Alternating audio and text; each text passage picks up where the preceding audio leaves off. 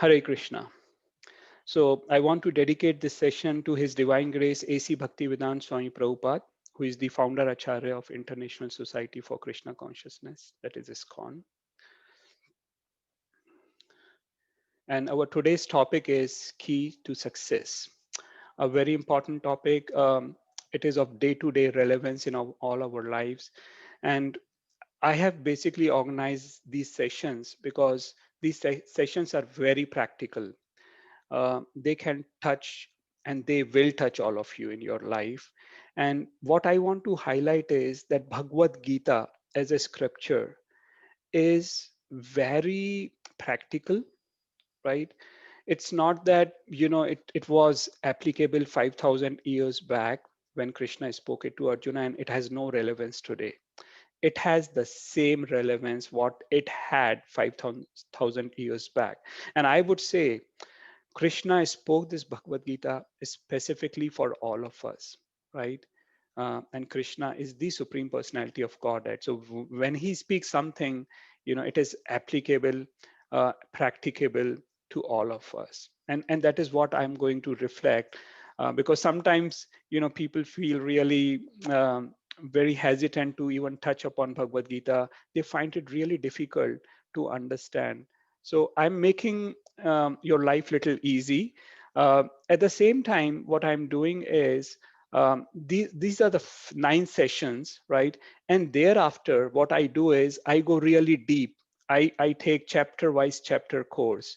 I will have maybe 3 to 4 sessions on each chapter, and we will go almost verse by verse, digging deep into the philosophy. But that will be, after we complete this, and only those who are really interested to dive deeper into the ocean of Bhagavad Gita. Okay. So here is the agenda for today. Um, so the first is war or disturbances in all our lives are inevitable. We will face some other challenge, right? And does expertise or organizational skills are the only cause of success, right? Many of us are in corporate world, and we define strategies. We you know uh, uh, structure our organization structure in a way to be successful. Lean structure, efficient structure, productive processes. We lay down everything, right? And almost every organization would like to do, but are all organizations successful, and is this only the criteria for success? So we will go deep into it, right? So, and is there something beyond? So which is what we are going to touch upon with the help of Bhagavad Gita. And today we will be doing a little introduction of Krishna, how he enters, how he's introduced into Bhagavad Gita, how he enters into Kurukshetra. Okay. And then we will go and do little analysis on some of the concerns which Arjuna raised, that he would not like to fight this war, right? And fight this war means the war of life, you know, and how Arjuna falls into deep depression because of anticipated problems, right? And so that is why this Bhagavad Gita is so applicable, because all of us face one or the other challenges in our life, and we want to overcome all these challenges and be successful. So that is what we will do. And as last time, we will also share practical tip of the day. I will start my this session with a short uh, uh, 10 to 12 minute video clip on this session by Radhanath Swami Maharaj. Okay, so let me just start it. I heard of one lady. In brief summary, she was born in a poverty-stricken village in Maharashtra, India. She never really had any education. When she was a little girl and wanted to go to school, her family made her take care of the buffaloes. When she was 8 years old, she was married. I think actually she was 9 years old. She was married to a man who was about 30. By the time she was 19, she had 3 sons, and she was pregnant. A mafia type of person who was exploiting the people of the village was especially forcing the women of the village to work really hard and paying them practically nothing. And everyone was afraid. But Sindhu Tai told the local collector, who was overseeing the police, and that person was stopped from what he was doing. But he was so angry. He went and told Sindhu Tai's husband a lie. He said, "You are such a fool. Your wife is having affairs with so many men. In fact, the child that is within her womb is my child, not yours. I've been having sex with her. If you don't kill the child and kill her, I will kill you." So the husband, the girl's 19 years old, he kicked her in the chest, not in the chest, in the stomach, repeatedly, to kill her and the child. She laid unconscious. He thought she was dead. So he dragged her to a cow shed where a whole herd of cows are being kept, thinking that people will feel that the cows just trampled her and that's how she died. So she laid there unconscious. And when she woke up, she said, she found one cow standing right above her, protecting her. There were all these buffaloes and oxen and cows walking, and they would have certainly trampled her. But this cow was keeping everything away from her. And even when the in-laws came to make sure she was dead, the cow chased them away with their horns and stood over her. She came to consciousness and gave birth to a baby girl under the cow. And she said she took a rock and cut her umbilical cord. Took about 20 slices to get free from it. And for hours and hours, the cow protected. And Sindhu Tai, when she got enough strength, she embraced the cow and promised, as you protected me when I was in great need, I will protect others who are in need. It's a long story, but no one would have her back. Her own family rejected her, her biological family, because according to their tradition, once you're married, you could never come back home. A foolish tradition, as many are these days.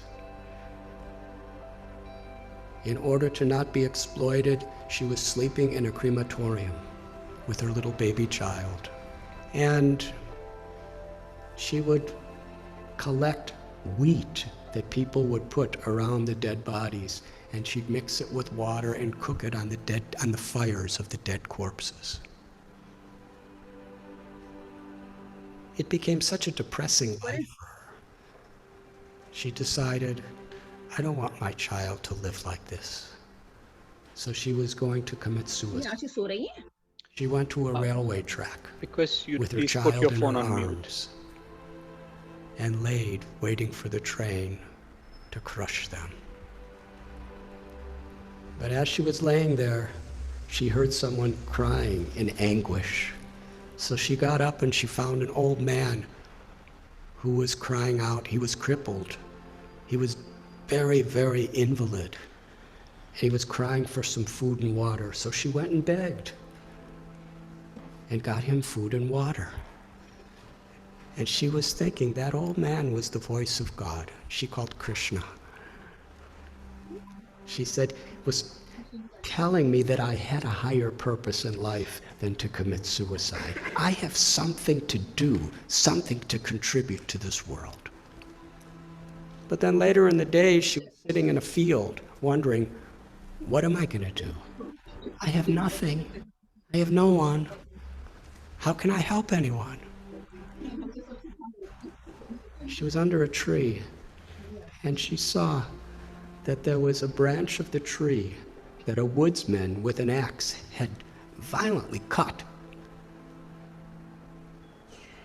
The branch was just hanging by a single string. But that branch was giving her and her child shade. So she was thinking, this is the answer. However much I have been beaten down, still I could do something for others. So she started going and finding homeless, abandoned, orphan children. And she became their mother, taking care of them. Somehow or other, she learned how to sing really nice, and she begged with her singing, and she provided for them, and somehow or other kept them safe. And after some time, people saw what a difference she was making to so many people that they built an orphanage for her. Over the years, she said, she's had about 1,500 children, over 1,000 grandchildren. And she's made a tremendous difference in her life. All of her children have a great education. Many are doctors and lawyers and farmers, something she never had. She's won so many awards internationally for her accomplishments. But then she explained what the most meaningful and fulfilling thing she ever did in life.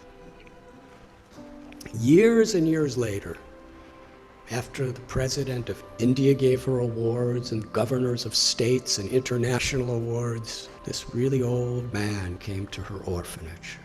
He was starving, he was sick, he was homeless. He was asking for shelter. After a few minutes, she recognized this was her ex-husband, the person who tried to murder her maliciously. She said to him, when you left me to die, I was homeless in rags. Now you're homeless in rags, and I have a nice place with so many people. She said the most meaningful thing in her life is she forgave him. And she said, I will give you shelter, but I'm not your wife. I'm your mother. And when people would visit the orphanage, she would introduce him. This is my eldest son, and sometimes he's very naughty. She told a story. It moved me. So at one place, I shared this story, and somehow it was on YouTube. And in her orphanage, someone showed it to her. So she wanted to meet me. So in Pune, I met her. And she was with a couple other people. And we spoke for about an hour together. It was a wonderful conversation. And afterward, there was one lady who was sitting next to her, who was just beaming with smiles the whole time, but didn't say much of anything. And when I was just about to leave, Sindhu Tai said, I want to introduce you to this girl. She's the one who was born under the cow. She's now a medical doctor, and she's taking charge of one of our orphanages.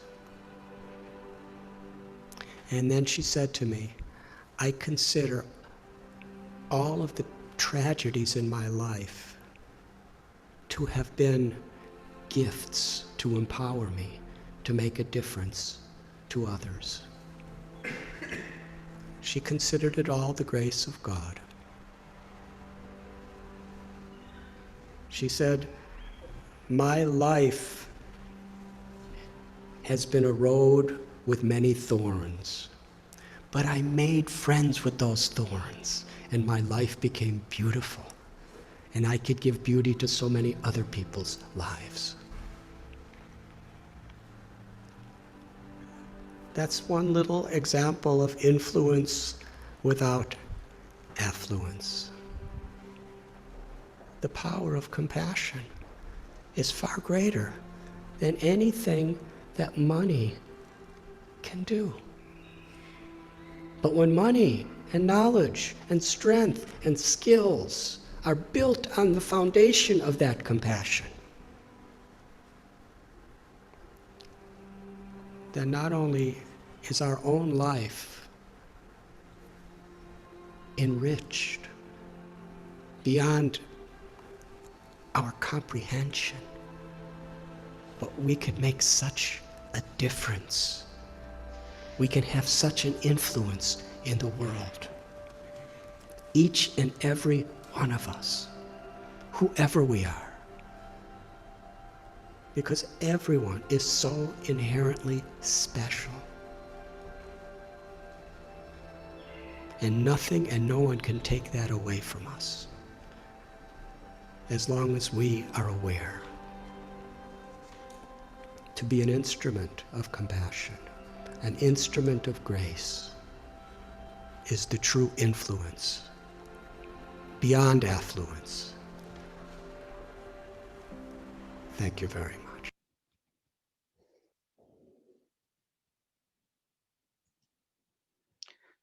So I hope you like this video.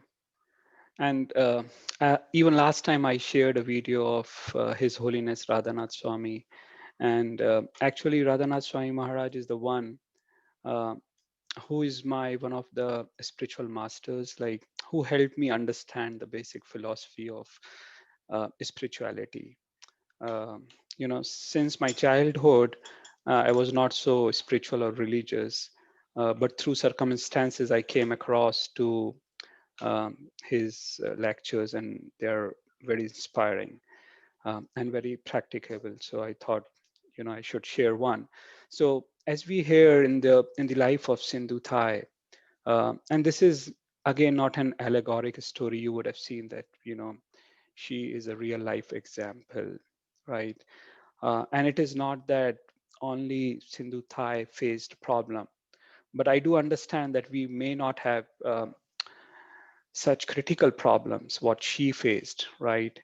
Um, but we do have problems, and we have to somehow help ourselves overcome those problems, right? The way, she always saw hand of God, hand of Krishna in her life, right?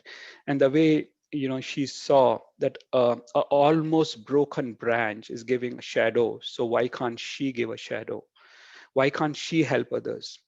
And so am I. Like, I'm myself, I'm struggling, but somehow I'm trying to share what little I have with all of you. Okay, so I'll start the session uh, and move on.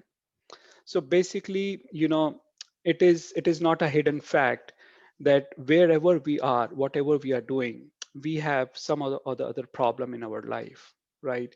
The problems can be because of our own mind, the anxiety, the depression. I have seen people, I'm a medical doctor, and sometimes people come to me, they have everything in their life, but even then they are just worried about some unknown fact, unknown anxiety, not a fully physical problem, I would say. It is just their mental, I would say, disability, right? Their anxiety. People have problems given by the body, as we see in the case of COVID, right? We have seen problems given by the environment. Like if you go to north of India, it's so hot there and sometimes so cold. There are hurricanes, right? There are droughts, the floods. So we see it all over the place, wherever you are, right? And and we see it in our corporate life, in our day-to-day working life, whatever we are, even if we are housewives, right? Or if even if we are doctors, right? um, so we face these challenges. These challenges are just part and parcel, and what we have to do is to become someone like Sindhu Thai, right? Who, with the with the abilities to see hand of Krishna in her life, she overcame, she overcome those challenges, so difficult situations in her life. So why can't we also, right? Sometimes people come back and say, oh no, we are fine, we don't have any problems, we have everything we want, and all and all and all. But if you really go deep into, you will see that superficially people show that they are happy. You ask them, hey, how are you doing? I'm fine, right? And last time we saw that there are so many big personalities, famous personality, right? But they feel lonely, they feel anxious, they feel depressed, and sometimes they end up committing um, you know um, suicide, right? They had everything in their life what we common people cannot even dream of, but then it's something hollow. you know they don't have the substance in their life, right? We discussed that, and that was spirituality, right? And these are the people who don't believe in these words of Krishna, when Krishna says, matra spashastu kaunteya shitoshna shuka dukkha agma payano nitya stam titikshva bharata. O son of Kunti, the non-permanent appearance of happiness and distress and their disappearance in due course are like the appearance and disappearance of winter and summer seasons. They arise from sense perception, O sign of Bharata, and one must learn to tolerate them without being disturbed. Right? So we only see that we always struggle hard in our life to be happy. We think that by getting higher education, by getting promotions, by getting good money, by getting good spouses, by getting bigger cars, by getting a bungalow, we all will be happy. And we struggle so hard for those so-called needs, right? But have you ever wondered, you never struggle hard to get miseries and distress in your life, but you do get, even without struggling, you do get. So that is what Krishna is saying, that the appearance of happiness and distress is like appearance and disappearance of winter and summer season, right? They will come even if you struggle or not struggle, right? Because 99% of those happiness and distress are evolving from your mind. And we saw last time how we analyzed that the happiness will not come from these temporary things of material world, right? We saw the role of spirituality, and that is what Krishna is saying here. Okay, but what happens is people depend too much on their own endeavors, right? Their own skill set, their own expertise. And that is what we are going to see in our subsequent slides. Is expertise and organizational skills are actually the cause of success, right? So for example, we think that if we do, you know, these things, we will get success and we'll be successful. We'll be happy, right? If we identify right resources, in a sense of right people for our organization or for our project or for our hospital, whatever it is, right? We give them the right bait, right? We estimate their strength and weaknesses, what we do in corporate world, with different type of analysis, right? Analyze pains and gains, what are the things which are going to give us loss and profit, make a solid action plan, right? We make so many SOPs, so many project plans and all, right? And then we have to make our team enthusiastic. Employee engagement is now one of the key word. The organization spend so much money now to keep employees happy, because finally they have realized that it is the human resource on which their success is depend. But somehow they are still missing something very important, very valuable, and that is what I want to highlight here. Duryodhana had all of these things and even more, and we are going to see how. But then at the end of the day, he failed. He failed badly. Why? Why did he fail? And why these things are not sufficient for us to be successful in our lives, right? So last time I recited the first shloka of Srimad Bhagavad Gita, and today we'll be covering subsequent shlokas from the first chapter of Bhagavad Gita and how we can learn some of these lessons from Bhagavad Gita. So here we go. Pashyatam Panduputranam Acharyam Mahatim Chamum Vyadhum Drupada Putrena Tavasheshyena Dhimata. O my teacher, behold. So this is basically spoken by Sanjay on behalf of Duryodhana. So these are basically the words of Duryodhana, who is saying, "O my teacher." And who is Duryodhana's teacher on the battlefield? Who was his guru? His guru was Dronacharya, right? So he's addressing this to Dronacharya. O my teacher, behold the great army of the sons of Pandu, so expertly arranged by your intelligent disciple, the son of Drupada. Now, who is son of Drupada? And didn't Duryodhana know that what's the name of son of Drupada? He very well knew, but he didn't take the name. He addressed Drishtadyumna by saying that he's son of Drupada. And why did he do so? It's because he wanted to highlight a weakness of Dronacharya, who was his guru, you know. And this is what we say is diplomacy of Duryodhana. He was a perfect diplomat, right? And he knew he had, that is what I highlighted in the previous slide, that he had everything. He had all the skill set, he had all the resources, right?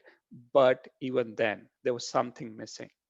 So we all know the story of between what happened between Drupada and Dronacharya, that they were both together in their Gurukul, the contemporary school, and when Drupada said that Dronacharya, when I become the king, I will give half of my kingdom to you because you are my friend.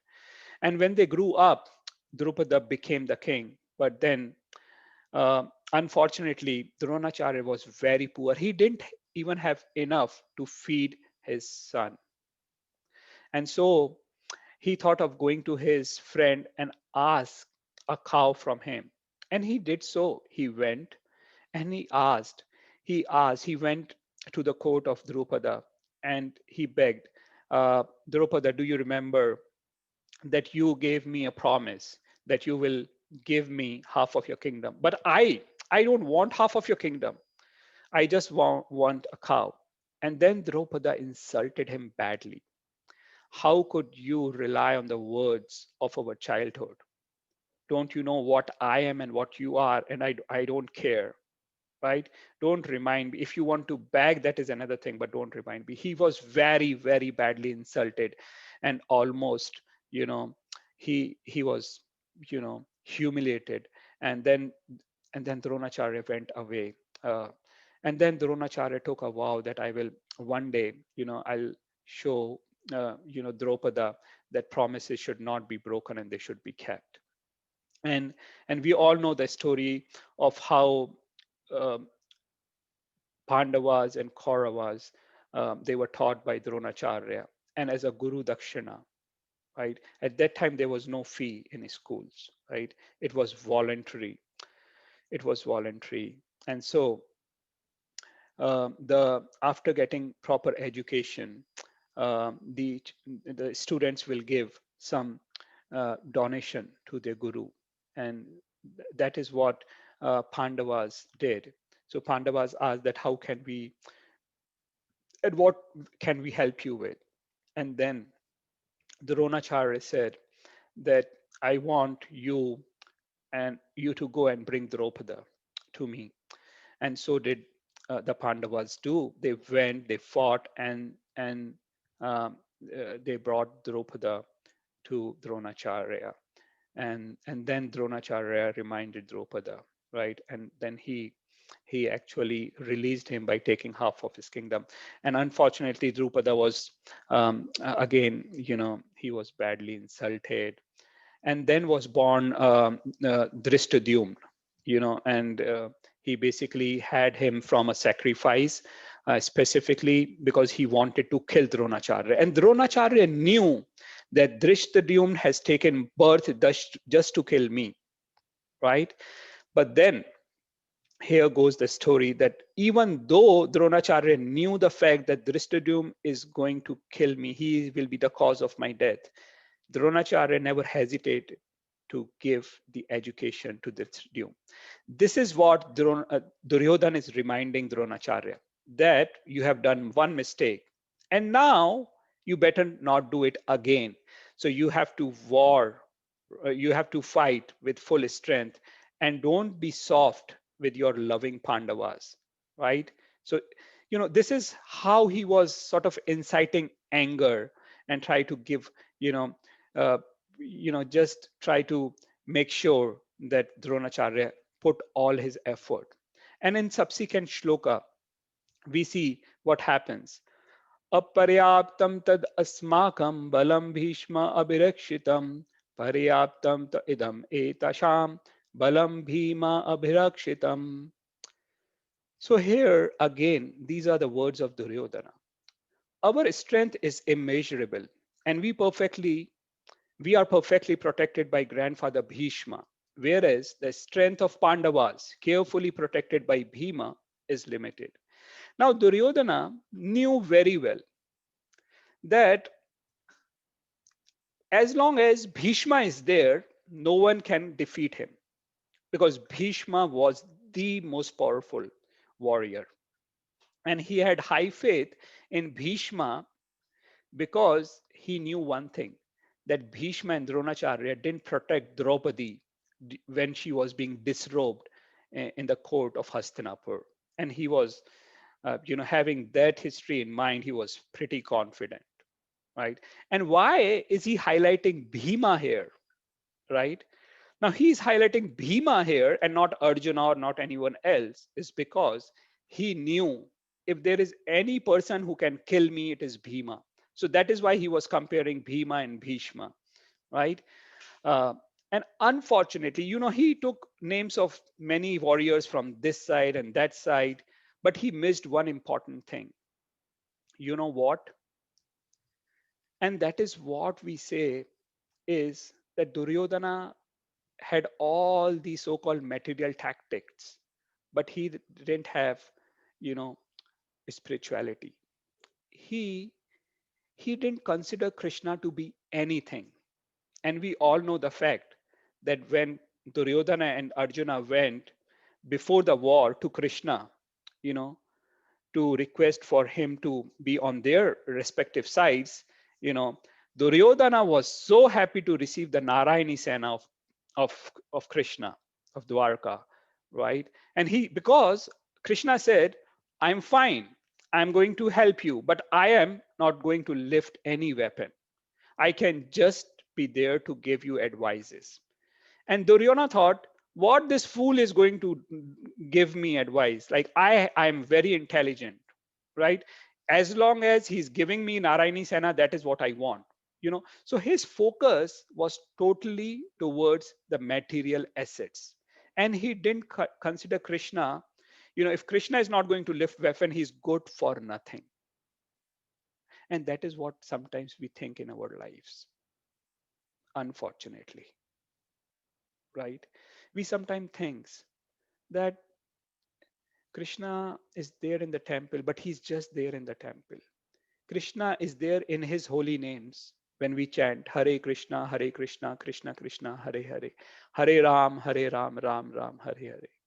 Right? We just think that these are just names. How can he help us? He's not there in front of us. He's not there with his weapons. He's not there with his expertise, right? So that is what we sometimes call it as Duryodhana mentality, you know. So even after doing all and using all his diplomatic tactics, expert management, everything, Duryodhana failed. So now let's go and analyze what would have been the actual cause of success, right? And we all know that the outcome of the war was victory of Pandavas, right?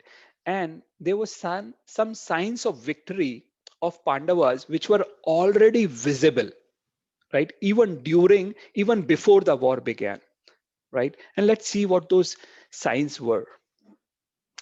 Now we all saw that in the first shloka of Bhagavad Gita, Dhritarashtra highlighted that this war is taking place as holy place of Kurukshetra, right?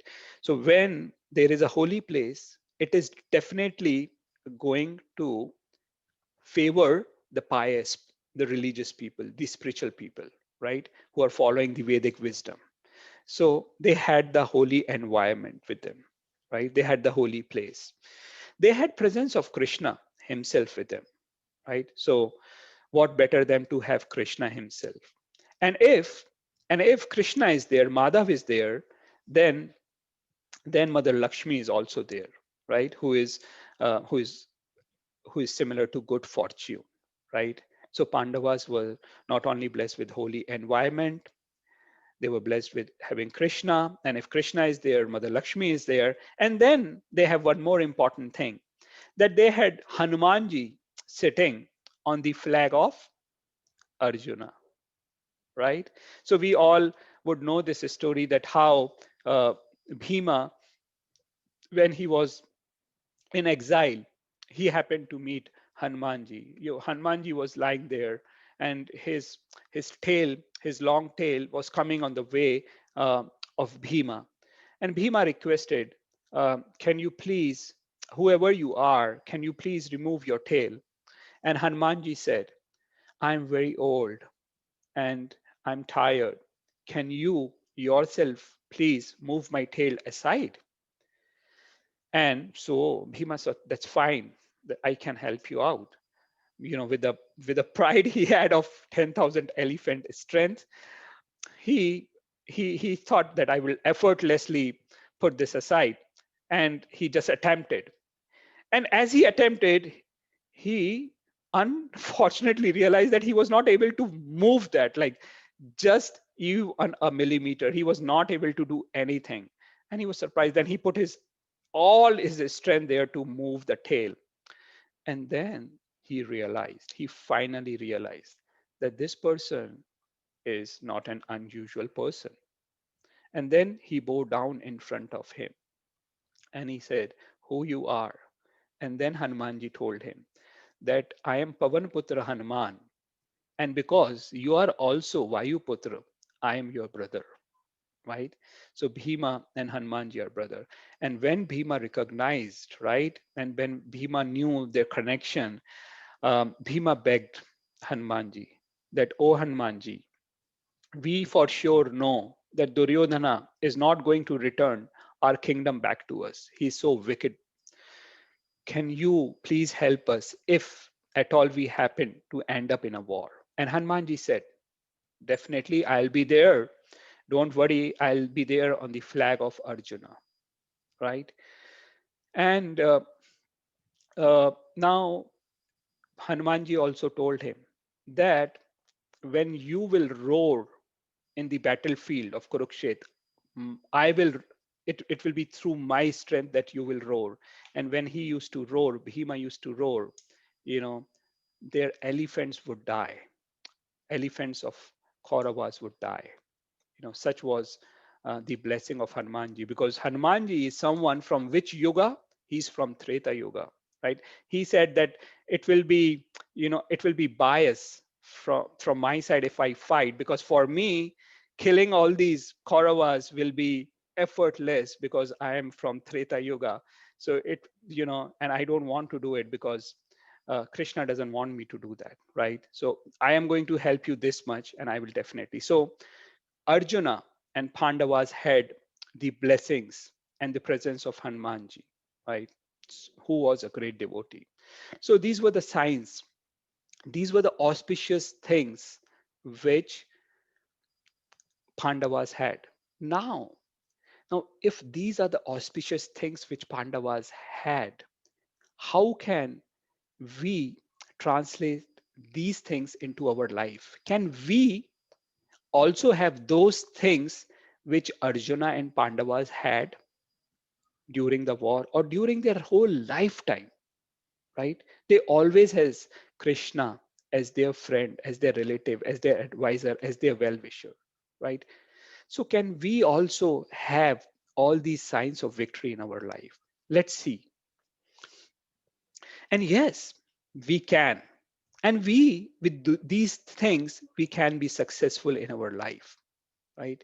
We can make our house auspicious, you know, create an environment of spirituality, of positivity, right? A wholesome atmosphere in our house, and not only even in our house, in our body itself.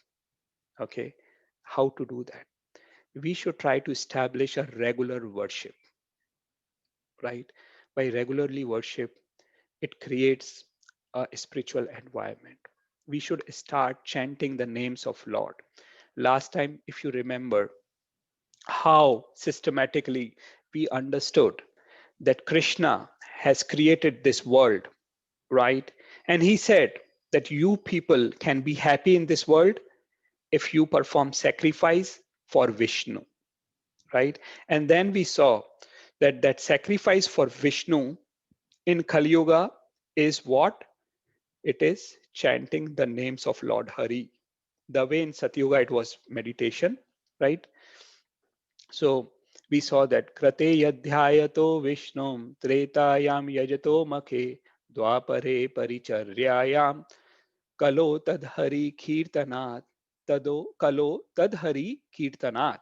So the results which we used to achieve in Satyuga by meditation, which we used to achieve in Treta Yuga by doing elaborate fire sacrifices, and what result we used to achieve in Dwapar Yuga by deity worship, same result we will achieve by chanting the names of Lord Hari, right? So we should try to daily chant the names of Lord Hari to be happy, to be successful, to create an environment, to create that environment which Pandavas had. We also can create that environment not only in our house, but in our this body, right?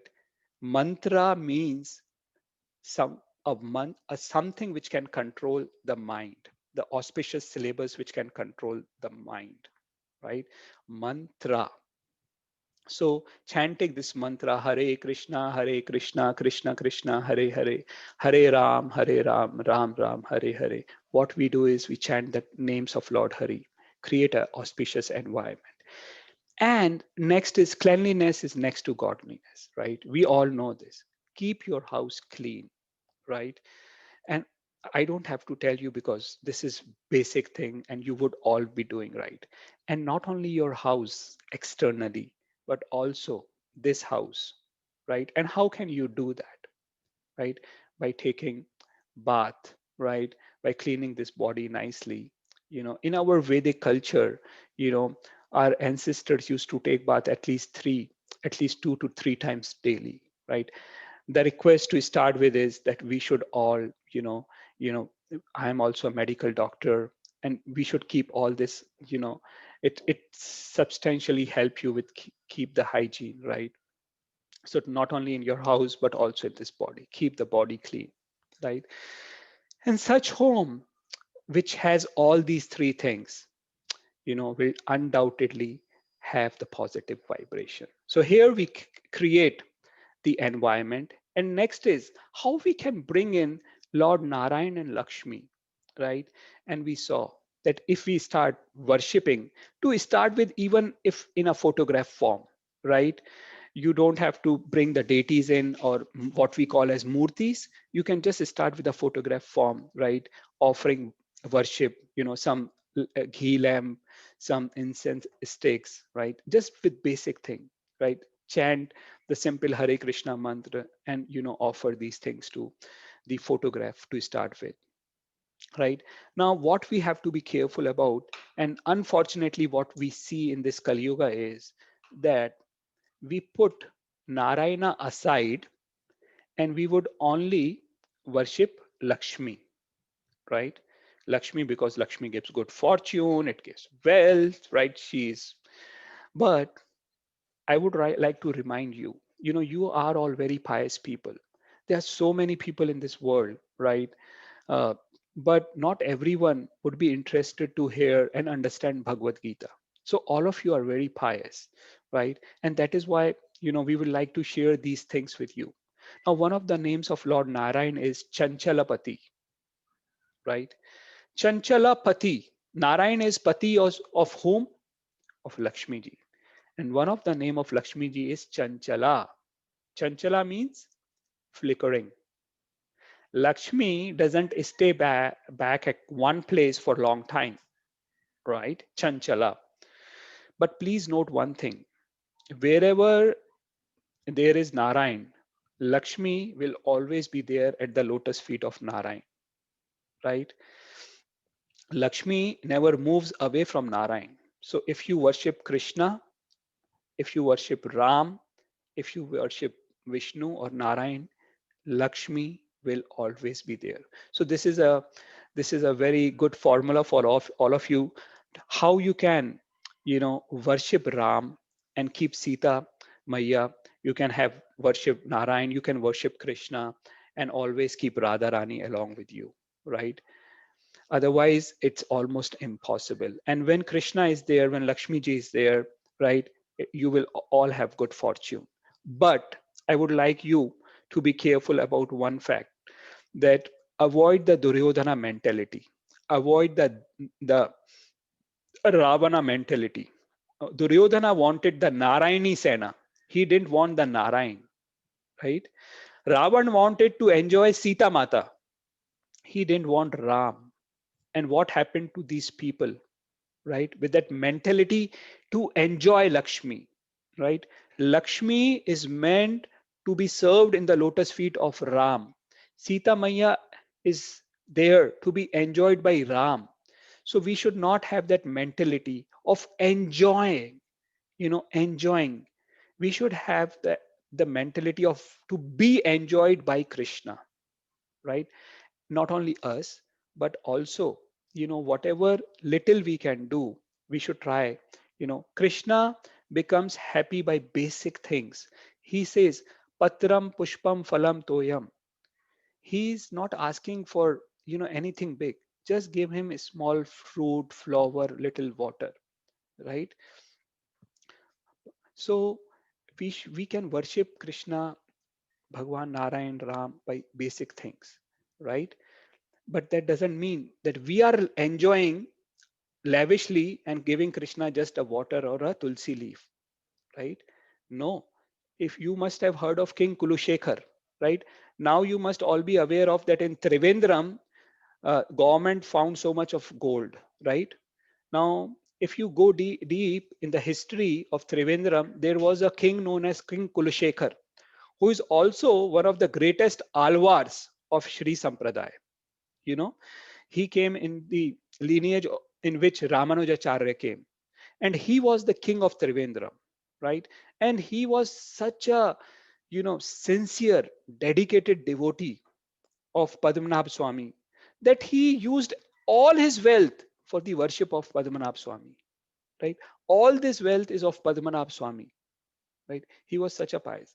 So we should utilize, you know, things, that is not a problem, but we should keep Krishna in the center, right? And this I have already explained, that one who chases fortune may or may not get it, but one who follows Krishna will definitely get Lakshmi, will definitely get Radharani, will definitely get everything what we want, right? And I will show you in subsequent slide that Krishna promises this thing to Arjuna, right? Now, Pandavas had one more thing. Pandavas had uh, environment. Pandavas had Krishna, Lakshmi ji, and Pandavas had also Hanumanji. Hanumanji is a personification of a pure devotee, right? So we should try also to have a good association of kind-hearted, selfless devotees who can, these are selfless people who really want to help you. Their motive is, you know, really to help and serve you, to help and serve. Their aim of the life is to serve Krishna, right? And they see everyone as son of Krishna, as son of Vishnu, right? And there is a saying, show me your friends and I can tell you who you are, right? And you become whom you associate with, right? So be careful, associate with uh, pious people, spiritual people, and that will help you out in your life, right? So this way you can have, all what Pandavas had. These were signs of victory for Pandavas, and we can also, by creating an environment in our house, by regularly chanting the names of Lord Hari, Lord Krishna, right? By worshipping Krishna, right? And if we worship Krishna, we will always have Lakshmi ji there, right? We are not aiming at Lakshmi ji. We don't want to, sort of exploit Lakshmi ji the way Ravan wanted. We are there just to utilize whatever we have in, keeping our body healthy, you know, and utilize rest of the thing in service of Krishna. And we should try to keep good company, right? And here is what Krishna says in Bhagavad Gita to Arjuna. Ananyayascintayanto mam ye jana paryupasate tesham nitya abhuktanam yogashemam vahamiham. Krishna says here, but those who always worship me with exclusive devotion, meditating on my transcendental form, to them I carry what they lack and I preserve what they have. Right? So Krishna is promising Arjuna here one thing, that my devotees, people who are my devotees, I carry what they lack and I will preserve what they have. So you should not worry. I will take care of you. Here is a promise of Krishna in the 9th chapter, 22nd shloka of Bhagavad Gita. And then more to it is, this is the last verse of Bhagavad Gita. And this is spoken by Sanjaya to Dhritarashtra. And what he says is, Yatra Yogeshwara Krishna, Yatra Partha Dhanurdhara, Tatra Shri Vijayo Bhutir, Dhruva Nitir, Dhruva Nitir Matir Mama. Now, this is very, very important shloka. And as Sanjay was speaking this shloka to Dhritarashtra, you know, you can understand what would have happened to Dhritarashtra. And what did Sanjay say?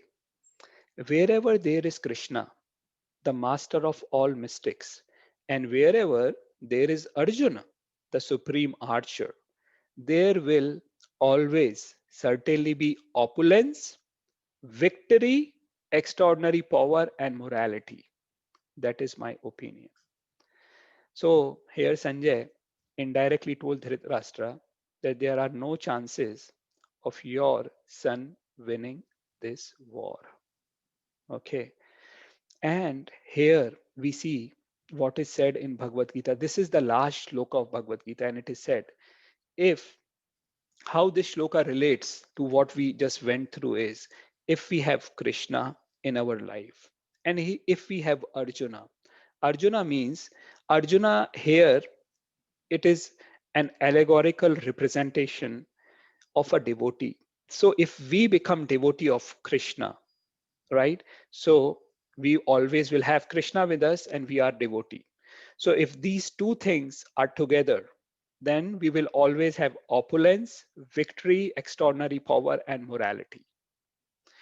And I hope you will agree that if we have these four things, we undoubtedly will be successful in our lives, right?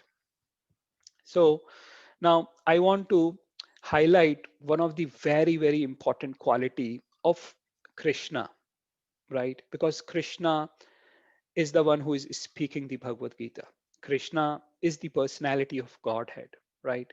So because sometimes, you know, fine, Sumit, you are speaking about Krishna, but Krishna is so difficult. Krishna demands exclusivity. Krishna demands this.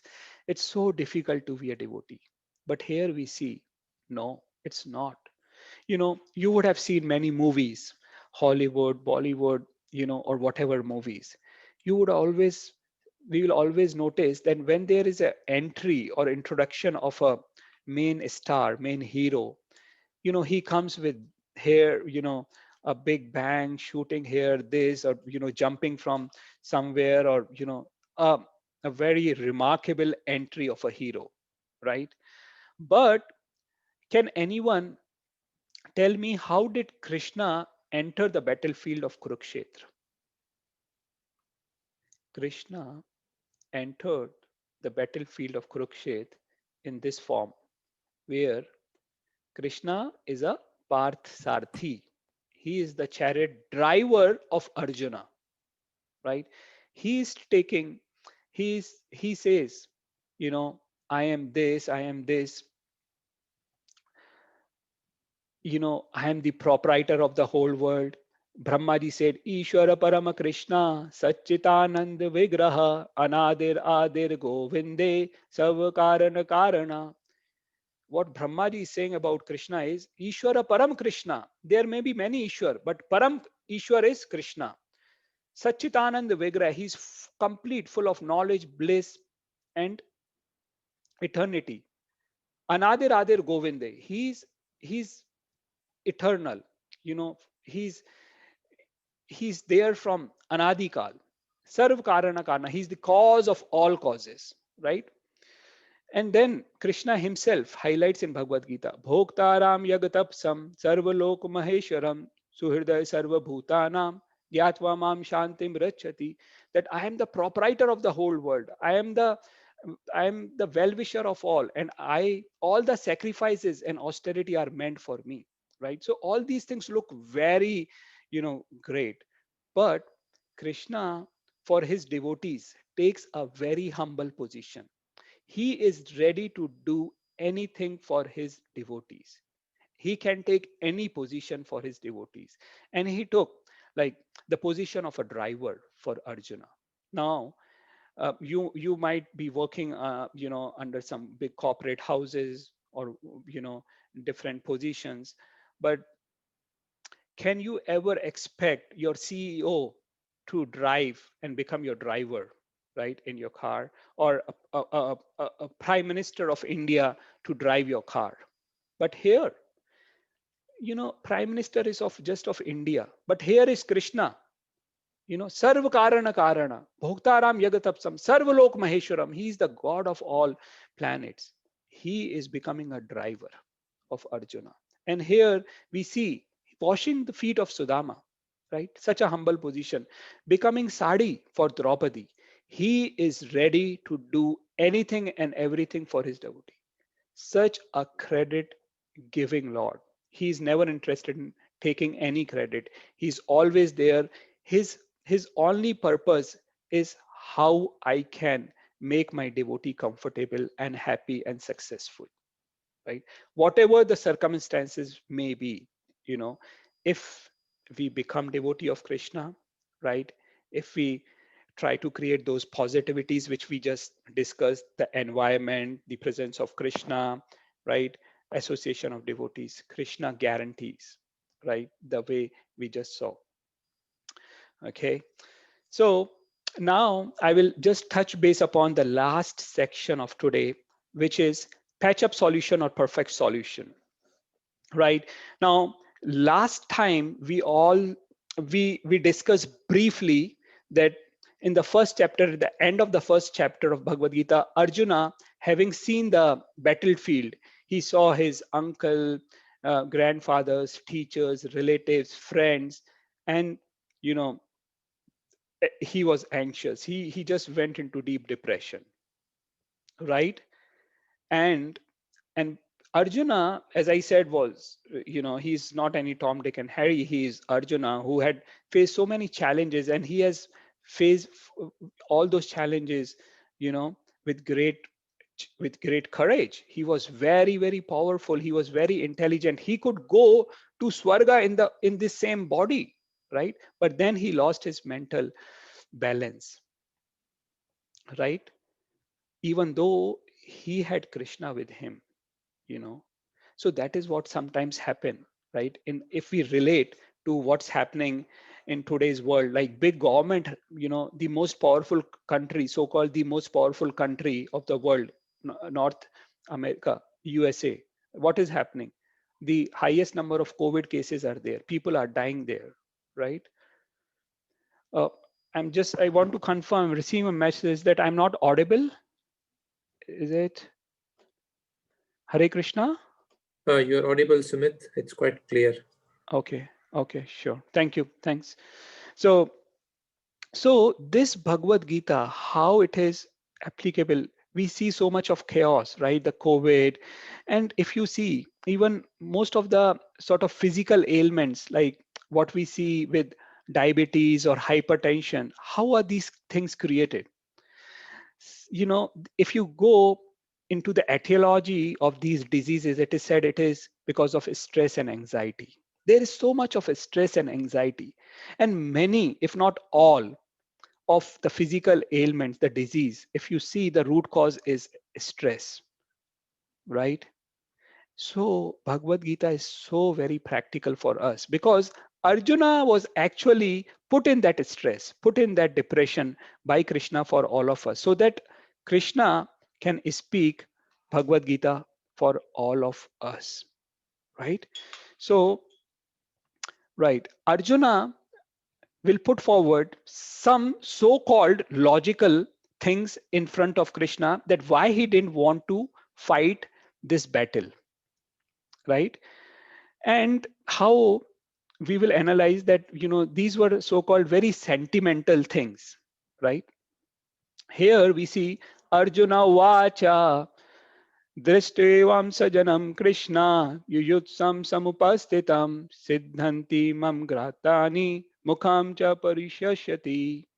Arjuna said, "My dear Krishna, seeing my friends and relatives present before me in such a fighting spirit, I feel the limbs of my body quivering and my mouth drying up." So here, Arjuna is feeling compassion. Compassion for his friends and relatives. Now, this is not, something unusual, right? And I hope that most of us will agree that he's this statement of his is making sense to us, right? Yes, if our family members are there, relatives are there, friends are there, and if we have to fight, fight to the extent of, being killed or kill them, then it is, it should worry us. But let's analyze this, that Arjuna is not a common person. He is representing the Kshatriyas. He's representing the leadership of piety, of religiosity, right?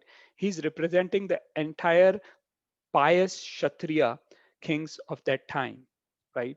Now, for example, if let's assume that if there is a judge, and if the victim, or the criminal, is one of his relatives, so can he say that I am sorry, you know, I cannot give, a, a judgment, right? If a police person says, "Hey, he's my relative or she's my relative," which is why, I cannot, conduct my duties, right? So this I would agree. I hope you all would agree that this will not be acceptable from a person who is in a responsible position, right? So was Arjuna. Arjuna is representing the leadership, right? uh, if the relatives or friends have done some mistakes, if they are at the wrong side, if they are trying to protect someone who is vicious, who is someone who is very dangerous, right? Then we have to take care of that. Like for example, if there is a tumor in the body, right, it has to be thrown away. So was the case for Duryodhana and his entire party. So if we cannot run away from our responsibility, right? And then here we see another reason. So Arjuna in this chapter is going to give 4 reasons, and this is the second reason what he gives here. न च श्रेयो न पश्यामि हत्वा स्वजनम अहावे न कांक्षे विजयम कृष्णा न च राज्यम सुखानि च. And here Arjuna says, I do not see how any good can come from killing my own kinsmen in this battle. Nor can I, my dear Krishna, desire any subsequent victory, kingdom, or happiness. So here Arjuna is highlighting a fact that, even if he wins the war, what will be the use? I cannot be happy if all my relatives and friends are going to die. So again, it is the same logic that he's becoming very selfish, very self-centered, right? He is in a leadership position, right? How can he think about his own happiness, right? If a mother says that just because it is 48 degrees Celsius and I'm not going to go in the kitchen, right? I'm so tired. Let my 1 month baby cry, but I'm not going to take care. Is it right? Why? Why not? Because this is, we are in a responsible position. If a father says, it brings a lot of anxiety to me to go daily to the operation theater. It brings a lot of anxiety if I step out of my house and go to the office, and I'm not going to do that anymore, right? I hope you all will agree that that's not fair, right? Because we all are in a responsible position. So was Arjuna, right? And here Arjuna cannot think of his selfish interest. He has to think of larger society, right? And what Krishna wanted to do here, Duryodhana, if he becomes the king, right, what did he do? He he tried to disrobe even Draupadi, who was from his family. What example is he setting for humanity at large? If king is like this, what is going to happen to the entire society? And Krishna would not tolerate this nonsense, which is why he wanted to establish Dharmaraj Yudhishthir as the king, right? And then Arjuna gives one more reasoning. Papam eva shrayad asman hatvetan atatayena tasman naravayam hantum dhritarashtran sabandhavan swajanam hi katam hatva sukhinam shyama madhava. Here Krishna gives the third reason. He says sin. Sin will overcome us if we slay such aggressors. Therefore, it is not proper for us to kill the sons of Dhritarashtra and our friends. What should we gain? What should we gain, O Krishna, husband of goddesses of fortune? And how could we be happy by killing our own kinsmen? Right? So again, he is afraid of the sinful reactions which will come by killing, relatives. Now, it is said in our Vedas that if there are six kind of aggressors, and these aggressors should be given a capital punishment. Who are these six kind of aggressors? A person who gives poison to someone else, first, right? Someone who sets fire to others' house, second, okay? Someone who attacks with deadly weapons, third. Fourth is someone who plunders riches, like, who want to grab everything by an unpious way. Fifth is someone who will like to occupy another's land, right? And the sixth is one who would like to kidnap wife of others. Now, if I ask you, is there anything left out of this which Duryodhana and his party didn't do. Jayadarath tried to kidnap Draupadi. Kauravas tried to disrobe Draupadi, right? They were not giving the land Indraprasth back to Pandavas, right? They cheated them in the dice game, right? By virtue, by age, Yudhishthir should have been the king. Yudhishthir Maharaj agreed for Indraprasth, right? Khandav one, but they converted into Indraprasth, right? They were managing it very well, but Duryodhana was not happy, right? They were Duryodhana party attacked so many people, so many times. Lakshagra is an example. They wanted to set fire, they wanted to kill, including Kunti Maharani, right? And then Bhima was given poison. We all know. So these everything what Duryodhana and his entire party, right? So people who are siding Duryodhana also becomes, because they are supporting the evil-minded son of Dhritarashtra. So don't worry. What Krishna will say, in subsequent chapters, then Arjuna, don't worry, don't be stupid. Actually, he says, I am not expecting this from you, is what Krishna says to Arjuna. And this is the last reason what he gives, is the fourth reason. Kulakshe pranashanti kula dharma sanatana dharma naste kulam krishtam adharma abhibhavate uta. With the destruction of the dynasty, the eternal family tradition is vanquished, and thus the rest of the family becomes involved in a religion. So, what he says that if most of these people are going to be killed, if they are going to die, then what will happen to the entire dynasty? Because if all men are going to die, who is going to protect the women? And if women are not protected, people are going to exploit them, right? And then what will happen? Right? The whole dynasty will be spoiled. So here Arjuna is worried about the the religious condition. And here again, should he be worried if Krishna is there? If Krishna is a personification of religiosity, of spirituality, is there, should he be worried about all these things? Right?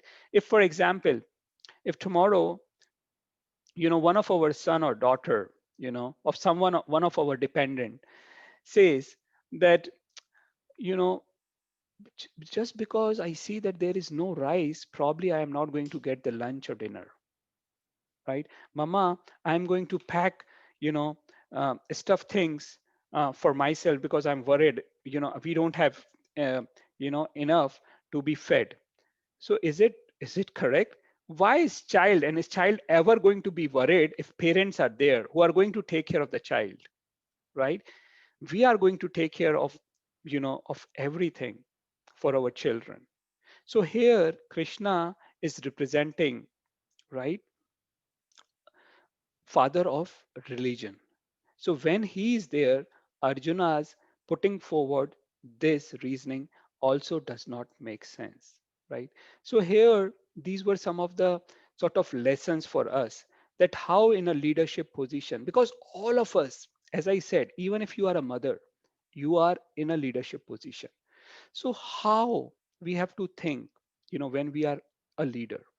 Okay, so as always, what I'll do is I'm coming on to my last section, which is practical tips of the day, right? So what's in for me here, right? So what we have to do is make our house auspicious by regular worshiping, chanting, keeping it clean, you know, not just worship Lakshmi ji, but worship Narayan, Krishna, right? And then Lakshmi ji will always be with you. Take good association of devotees. Compassion should be well positioned, like not like Arjuna, right? So we have to be compassionate, undoubtedly, right? But it has to be well placed. Okay, right? Selfless in performing our leadership responsibilities as mother, as father. We have to be selfless. Like we cannot be selfish, right? Conscious of sinful reactions. Yes, it is not that unnecessarily we become violent, right? We become angry on innocent people, you know And even I would request you that one of these things is that we should also have compassion on animals, right? We have to take care of them. We saw how a cow saved Sindhutai, right? Don't think that these animals, they don't have intelligence, they don't have heart, they don't have emotions. They do cry, right? So, I would request you with folded hands, right? That, we have to be very careful, just for our tongue. Please don't kill the animals, right? So please take care, right? And then we should depend on Krishna, right? Always we should depend on Krishna, as is what Sanjay said here. Yatra Yogeshwara Krishna, Yatra Partha Dhanurdhara, Tatra Shri Vijayo Bhutir, Dhruva Nitir Matir Mama. Wherever there is Krishna, wherever there is Arjuna, opulence, victory, power, and morality will be there. So please depend on Krishna, right? And this is the shloka which we read last time and which I recited today also. um, that what is the main dharma of Kali Yuga is to chant the holy names of Krishna. Krate yadhyayato vishnum tretayam yajato makhe dwapare paricharyayam kalo tadhari kirtanat. For Kali Yuga, the method is very easy to achieve Krishna's love, which is to chant his holy names. And in the Kali Santanana Upanishad, it is said these things, right? Hare Krishna, Krishna Krishna, Hare Hare, Hare Ram, Ram Ram, Hare Hare. Idi sotaskam namanam, Kali kalmashanashnam, Nata parantaropaya, sarva vedeshu drishyate. These 16 names, composed of 32 syllables, are the only means to counteract evil effects of Kali Yuga, this Kali Yuga in which all of us are living. So if we have to counteract these evil effects, we should take the names of Lord Hari, right? In all of the Vedas, it is seen that to cross the ocean of this nescience, this material world, there is no other means but to chant these holy names, right? So I request all of you to please try and start chanting this mantra, regularly. You can start with one round. Like, what we do is, this is our chanting beads. So, you can chant on, you can, take some beads from somewhere, or if you don't have beads, you can chant on fingers. We chant 108 times this in one whole mala, right? And in ISKCON we chant it 16 times in a day, so it takes around about 2 hours, right? Some don't think that 2 hours will be waste of your life. This will be the only time, you know where you are going to utilize it. And as we discussed, wherever there is Krishna, wherever there is a devotee, and you all will be devotees, right? You are already devotees. Your devotional life has already started, right? But please take it more seriously. Try to chant more regularly and sincerely. So I know we are coming towards the end. We just have 7 minutes left, and I want to open the floor to any questions. Okay, let me stop sharing, and I'll open the floor if any one of you have any questions, even from the last session or this session.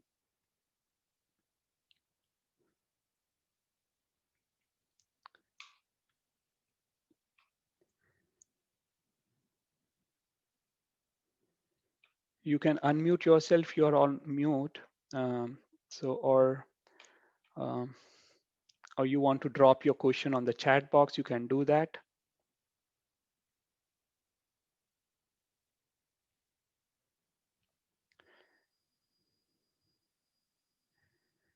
Okay, so if there is no question, I like to end the session here.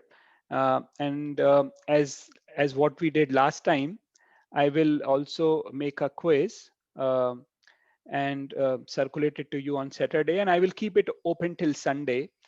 Just before the session, you can also do it, so you can attempt it, right? My only purpose of giving quiz is that it will help you to revise everything. The score is not important. The whole thing is that it makes sense. You can revise it for yourself, right? And I just want to check if anyone has any confusion from the last quiz. They want to clarify something. Okay. So if nothing is there, then I'll end the session here. Hare Krishna. Thanks all of you for attending. Hare Krishna.